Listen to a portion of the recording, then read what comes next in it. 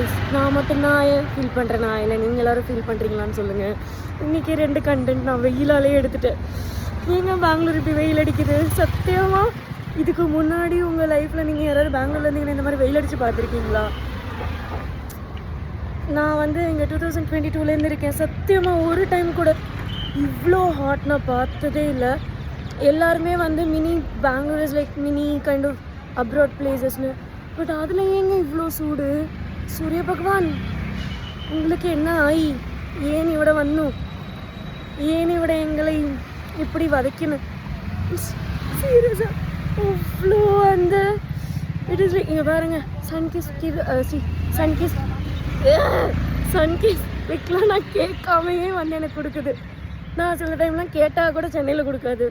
Like அது நமக்கு ப்ராப்பராக இருக்காது. பட் இங்கே பார்த்தீங்கன்னா இட் இஸ் லைக் ஆஃபீஸ்லேருந்து வெளியில் வர கேம்பஸ் வந்து ஜஸ்ட்டு 5 to 10 minutes.